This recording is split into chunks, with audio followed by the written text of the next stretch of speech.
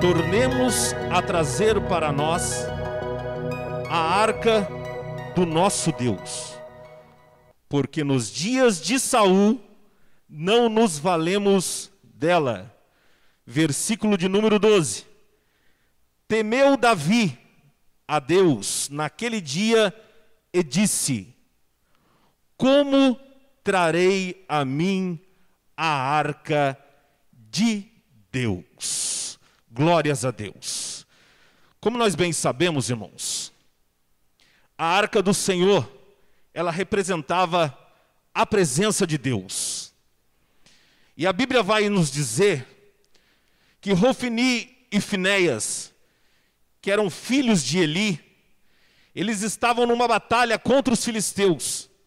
E ali os filisteus estavam vencendo aquela batalha. Quando Hofni e Finéias, então, eles entram no campo de batalha levando a arca do Senhor, que simbolizava a presença de Deus. Aleluia! E quando os filisteus vêem aquela manifestação do povo de Israel todo alegre, vendo que a presença de Deus estava chegando àquela batalha que eles estavam perdendo, eles começam a se alegrar e o povo filisteu, eles começam a temer, porque ele vê que algo diferente está acontecendo. Mas eu já quero abrir um parênteses aqui e dizer para você que me ouve nessa noite: a presença de Deus, ela não tem que estar conosco apenas nos momentos difíceis. A presença de Deus, ela não tem que servir como um amuleto. A presença de Deus, ela não tem que estar conosco apenas nos momentos de aperto. Mas a presença de Deus tem que estar conosco na alegria, na tristeza, nas horas boas, mas nas horas más, nas horas de tribulação, mas nas horas que estamos sendo abençoados. A presença de Deus tem que estar conosco constantemente, todos os dias, em todos os momentos, porque nós não devemos nos apartar da presença de Deus. Hofni e Finéias então levam a presença, a arca do Senhor, ao campo de batalha, e ali os filisteus vencem aquela batalha. Os filisteus então pegam aquela arca, levam para o seu arraial, em Asdod. Ali começam a acontecer algumas manifestações estranhas. Eles colocam aquela arca aos pés do seu Deus, o Deus Dagom. E quando eles acordam no outro dia, Dagom está prostrado à arca. Eles levantam o Deus deles e no outro dia o Dagom está prostrado de novo sem as suas cabeças. E começam a acontecer uma série de acontecimentos que ali eles começam a assimilar. Pragas são lançadas, coisas más começam a acontecer com o povo. Então de Asdod os filisteus, eles pegam aquela arca e levam até Gate. E começam a acontecer manifestações da mesma forma. E ali de Gate eles levam a arca até Ecrom. E ali começam a acontecer as mesmas coisas. Eles resolvem então devolver aquela arca, devolver a presença do Senhor ao povo de Israel. A Bíblia vai falar que eles pegam aquela arca, pegam alguns utensílios que serviam para, como se fosse simbolizar um agrado, desculpando pelo que eles tinham feito. Eles devolvem e levam aquela arca, vai parar na casa de Abinadab, em Geriat-Quiraim. Aquela arca chega na casa de Abinadab. Aquela arca fica na casa de Abinadab durante 20 anos. Ela fica ali guardada durante 20 anos. E a Bíblia vai dizer assim, que chegamos no livro de Crônicas agora, a Bíblia vai dizer que Davi agora, ele quer buscar a presença de Deus novamente e trazer a presença de Deus para o seu lugar, porque ele sabe que governar uma nação sem a presença de Deus, ele estava fadado ao fracasso. Aquela arca havia ficado na casa de Abinadab. No reinado de Saul, ele não se preocupou em trazer de volta a presença de Deus ao seu povo. Davi agora quer trazer de volta. Só que Davi tem uma intenção boa. Porém, nem sempre as nossas intenções boas são intenções que são da vontade de Deus. A Bíblia vai dizer no livro de 1 Crônicas, no capítulo 13, que Davi ele vai e consulta capitães, consulta os príncipes, consulta o povo, para ver o que eles acham de como fazer, de que maneira trazer de volta a presença de Deus. Só que Davi erra num ponto. Tem hora que nós devemos consultar como devemos fazer as coisas, com os nossos líderes espirituais, com as pessoas ligadas a nós, pessoas que têm maior experiência. Mas o ponto que Davi erra é que Davi não consulta aquele que deveria ser consultado, que era o Todo-Poderoso, o nosso Deus. O primeiro ponto que Davi erra está aí. Então, todo mundo se alegra, porque a presença de Deus vai voltar para o seu lugar de origem, de onde ele nunca deveria ter saído. Davi agora começa a fazer uma caravana, reúne o povo, vai buscar a arca, lá na casa de Abinadab, onde havia ficado 20 anos. Guarde isso aí, você que está em casa, lembre-se disso. A arca tinha ficado na casa de Abinadab durante 20 anos.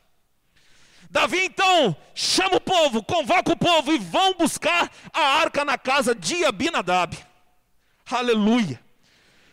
Quando eles chegam lá, eles pegam a presença de Deus, eles colocam a presença de Deus em cima de um carro puxado por bois. Aleluia. Só que a Bíblia diz, aleluia, que Davi, ele comete o seu segundo erro, na minha concepção. Davi, ele não consulta a lei. Ele não havia consultado a Deus de como fazer para buscar aquela arca, para trazer de volta a presença. Só que agora Davi, a Bíblia nos fala que somente levitas poderiam levar, tocar, manusear, estar colocando as suas mãos poderosas, as mãos na arca do Senhor. Porque no livro de Números, no seu capítulo de 4, no verso 6, do 4 ao 6, diz essas instruções. E Davi, ele pega aquela arca, coloca em cima do carro de boi, e eles começam a levar de volta para o povo, para o lugar que nunca devia ter saído aquela arca. Só que agora, o carro de boi está levando aquela arca. Uzá e Aiô, que tinham tomado conta, lembre-se disso, havia ficado 20 anos na casa de Abinadab, aos cuidados do seu filho Eleazar, que tinham 2 filhos, Uzá e Aiô, que agora estavam conduzindo aquele carro de bois de volta. A Bíblia vai nos dizer que aquele carro, ele dá uma balançada, e aquela arca, ela faz que vai cair, e de repente Uzá coloca a sua mão com uma boa intenção, para que aquela arca não caia. Mas naquele momento ele é morto, porque ele não poderia tocar naquele instrumento sagrado. Aleluia. O que você quer dizer com isso, irmão Márcio? As escrituras estão aqui, irmãos. Ela nos mostra o que nós podemos e o que nós não podemos fazer na presença do Senhor. Tem muita gente que está fazendo coisa que Deus não se agrada, que não pode fazer na presença dEle. E por ficar muito tempo dentro da igreja, a presença estava 20 anos na casa de Abinadab. E aquele homem morreu, porque de uma boa intenção, para não deixar aquela arca que simbolizava a presença do Senhor cair, ele apoia, toca nela e morre. Mas eu não vim aqui hoje para falar de Davi, irmãos. Muito menos para falar de Hofni e Finéias, como citamos. Nem para falar de Abinadab, Uzá, Eleazar, Aiô. Mas eu vim falar de outro homem. Um outro homem que está passando um momento difícil naquele momento. Como muitos de nós neste momento de pandemia estamos atravessando. Um homem que estava com o seu psicológico abalado. Um homem que estava com o seu corpo físico abalado. Um homem que estava com os seus pensamentos ruins. A Bíblia fala que quando aquela arca vai cair, que Uzá toca nela e morre, Davi manda parar tudo. Ele tinha visto que não estava preparado para manusear, para carregar, para devolver a arca para o seu lugar de origem. Imagino eu que quando Davi vê aquela situação, quando ele para, ele pensa, devemos colocar a presença de Deus em algum lugar, para que nós possamos aprender de que forma devemos levá-la, para depois sim, nós possamos levá-la ao seu lugar que ela nunca deveria ter saído. Acredito eu que Davi olha para um lado, olha para o outro, e deve ter visto uma casa. A Bíblia não cita, mas imagino eu, que deveria ser uma casa simples, porque as condições de Obed-Edom eram desfavoráveis. Quantos de nós estamos atravessando um momento desfavorável, irmãos? Quantas pessoas perderam os seus empregos? Quantas pessoas estão com seus comércios fechados? Quantas pessoas perderam entes queridos? Estão atravessando um momento difícil, não sabe como vai ser o dia de amanhã? Era assim que estava Obed-Edom. Estudiosos dizem que Obed-Edom, a sua esposa era estéril. Ela não poderia gerar filhos. E naquela época, um homem que não tinha um segmento da sua descendência, ele estava fadado a ali acabar a sua descendência. Obed-Edom, quando morresse, a sua linhagem acabava ali, porque ele não poderia ter filhos. E para um homem essa situação naquele tempo era terrível. Estudiosos dizem que os poucos animais que ele tinha na sua casa eram todos estéreis, não procriavam mais.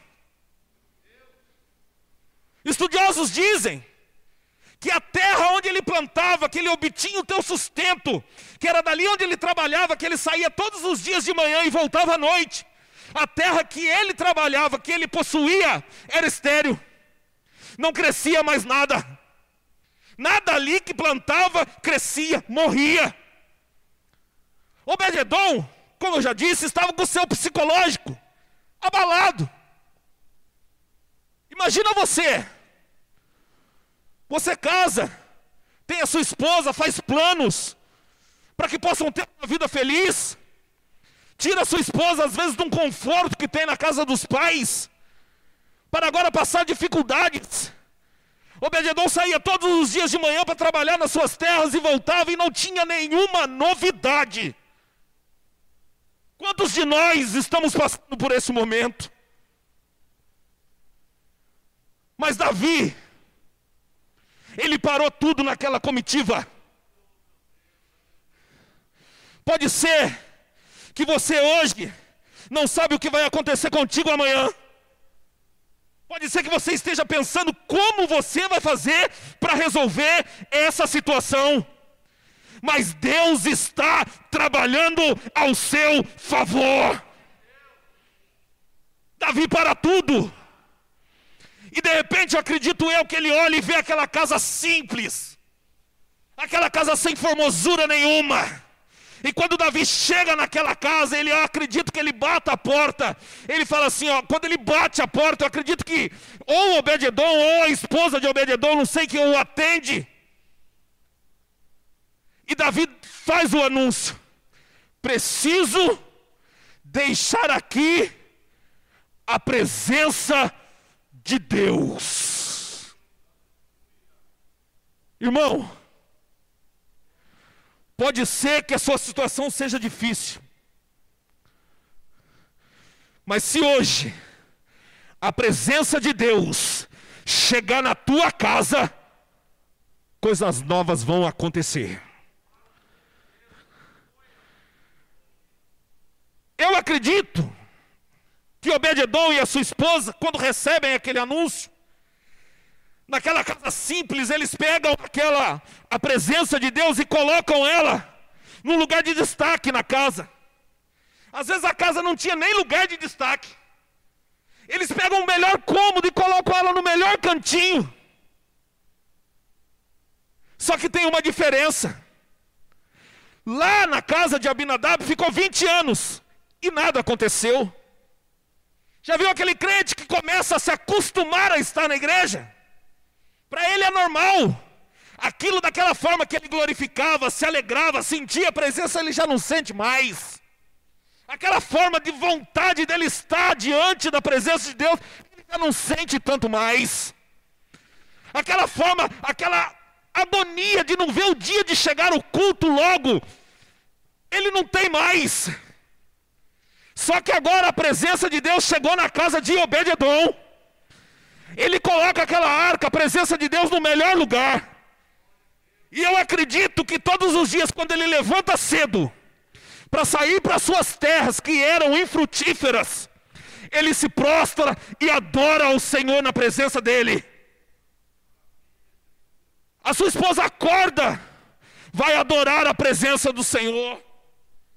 A sua esposa está trabalhando em casa, mas está ali adorando. Ele está lá no campo, mas está pensando no momento de chegar em casa e poder adorar a presença de Deus que chegou na casa dele. Lá ficou 20 anos e nada aconteceu. Mas a Bíblia fala que a arca ficou guardada na casa de Obed-edom durante 3 meses. Aí eu fico pensando comigo, eu acredito, uma mulher estéril não poderia ter filhos, terra infrutífera, não crescia mais nada, animais que não poderiam procriar, estavam fadados a morrer e acabar todo o seu sustento. Mas acredito eu, que os dias vão se passando, Obed adorando, e ele não para de adorar. As coisas estão apertando, mas ele está adorando. As coisas estão difíceis, mas ele está glorificando. Eu acredito que um dia desses ele chega do serviço, do trabalho na casa dele, e ele recebe a notícia, a esposa dele chega e fala: Obed, eu preciso te falar algo. Acredito que ele fala: estou cansado, preciso tomar um banho, preciso tirar essa roupa. Ela: não, preciso falar algo agora. Ele falou: mas deixa eu me trocar. Não, preciso falar agora. Ele então diz: eu estou grávida. Ele: como? Eu estou grávida. Como assim, mulher? Você é estéril? Eu era, mas a presença de Deus chegou na minha casa. Eu quero dizer para você que está me ouvindo aí da sua casa. Eu quero dizer para você que está me ouvindo, que está ouvindo essa palavra. Eu quero dizer para você agora e para você crer, põe a mão no teu coração. Aquilo que parecia que tinha morrido na tua vida, aquilo que parecia que não tinha como ressuscitar, aquilo que parecia que não tinha como voltar a acontecer, a presença de Deus está chegando aí, então vai acontecer porque Deus é fiel. Eu acredito que o Obed fica alegre. Poucos dias que a presença está ali, e ele já recebe uma bênção dessa. Mas ainda há muito a ser feito, e a adoração começa a ser maior ainda. E os dias vão se passando, Obed vai trabalhando, a sua esposa está cantarolando, mais alegre, porque Deus havia concedido uma bênção a ela. E eu acredito que outro dia ele deve ter chegado na sua casa, e a esposa dele fala assim: Obed, eu preciso te contar algo. Ele: filha, deixa eu trocar de roupa, tomar um banho. Não, mas precisa ser agora. Filha, para, mas deixa só, não discuta com a esposa, irmão. Você que é marido, que está me ouvindo aí, não discuta com a sua esposa. Se ela quiser te contar algo, para. Ouve o que ela quer dizer, você vai perder, não tem jeito. E quando o Obed falou: então fala. Ela: não vou te falar, eu quero te mostrar, vem aqui. Lembra os animaizinhos que estavam fadados a morrer? Olha lá a vaquinha, parece que ela está prenha. Olha lá os porquinhos, parece que vão nascer porquinhos ali. As galinhas começaram a botar os seus ovinhos. Aquilo que estava fadado a acabar, os animais que estavam fadados a ser exterminados porque não procriavam, agora começam a procriar. E ele fala: mas como isso aconteceu? A presença de Deus chegou naquela casa. Aleluia. Obed começa a ficar muito alegre com aquela situação. E no outro dia, quando ele chega do trabalho, sua esposa chega e fala: Obed, eu preciso te contar algo. Eu acho que ele pensa nas outras duas. Ele fala: fala logo. Não vou nem querer tomar banho, não vou nem falar que eu vou sair. Porque fala, porque se você me falou que tem algo para contar, eu sei que é bênção do céu, porque a presença está nessa casa. As frutas, os legumes, as verduras começam a crescer naquela terra que eram estéreis. Começam a brotar naquele lugar onde não nascia mais nada. Ei, pode ser que você está achando que nada vai acontecer. Pode ser que você já jogou a toalha e falou, acabou, aqui não tem mais jeito. Para você pode até não ter jeito, mas se a presença chegar aí, Deus vai realizar um grande milagre na tua vida. Aleluia. Obed agora começa a ser abençoado. Obed agora começa a ser bem próspero. A barriguinha da sua esposa já começa a aparecer de uma forma mais visível. Os animais já começam a correr, as frutas já começam a nascer naqueles pés. A sua casa, que era uma casa simples, já começa a tomar forma de uma casa bem-sucedida. Já começa a tomar forma de uma casa abençoada. Porque onde a presença chega, a casa é abençoada. Mas se passam 3 meses. Se passam 3 meses, a Bíblia diz, Obed já está bem. Aquele Obed que estava falido, que estava caído, agora ele já começa a melhorar a sua situação. Já começa a viver um pouco melhor, começa a dar uma situação para sua esposa um pouco melhor. Tudo que o marido deseja para sua esposa, para sua família, é dar condições para que eles vivam bem, e ali estava acontecendo isso. Mas chega que um dia, chega o rei Davi. O que eu acho mais lindo é isso, irmãos. Porque tem muita gente, pastor, que quando chega a bênção para ele, acabou. A bênção chegou, posso colocar um pouquinho o Todo-Poderoso de lado, porque agora eu vou desfrutar da bênção, mas Obed, não. Davi chega para buscar a arca, ele aprende como fazer e chega para buscar. E quando ele ali chega naquela casa, que eu acredito que ele olha e fala, era por aqui que eu deixei por aqui que eu deixei a presença de Deus. A arca eu deixei em alguma dessas casas aqui, mas eu não estou achando aquela casa simples. Só tem essa casa bonita, transformada em 3 meses. Porque onde a presença chega, a casa é abençoada. Aleluia. E quando Davi bate naquela porta, eu acredito que a esposa de Obed, quando abre a porta, com sua barriguinha apontando, Davi fala, ué, aqui não é a casa de Obed-edom? Você não era a esposa de Obed-edom, que não poderia ter filhos? As terras que vocês falaram que não frutificavam, que não cresciam mais nada, são essas onde tem muitas frutas? Esse pasto verde bonito? E os animais que não procriavam, que estavam fadados a acabar, são esses que estão correndo por aí? O que aconteceu? Como isso aconteceu? Eu acredito que ela deve ter olhado para ele e falou assim, é a presença que chegou nessa casa. Aleluia. Haranaie kanagasúbia. Ei, meu irmão, a presença vai chegar na tua casa. A presença, sinta a presença do Senhor chegando aí na tua casa. Haranaie afastere calabrasúbia. A presença vai chegar aí porque o Todo-Poderoso te diz, não tema, tudo está no controle das mãos dele. A última palavra vem dele. E quando Davi anuncia que veio buscar a presença de Deus para levar embora, eu fico pensando comigo, se fosse eu, o que eu faria agora que eu estou sendo abençoado? Foram 3 meses apenas. Poderia esperar um pouco mais para que as bênçãos se concretizassem de uma forma especial. Não. A bênção que Jesus faz já está completa na tua vida. Mas quando Davi anuncia que vai levar, Obed não pensa 2 vezes. Obed fala, se a presença vai sair daqui, eu não quero saber se a minha casa está bonita. Eu não quero saber se as minhas finanças melhoraram. Eu não quero saber se agora eu tenho como me suster sozinho. Mas se a presença vai, eu também vou. Ei, não se aparte da presença. Se a presença estiver na tua vida, Deus vai mudar o rumo da tua história. Eu quero convidar você num ato profético nesse momento. Aleluia.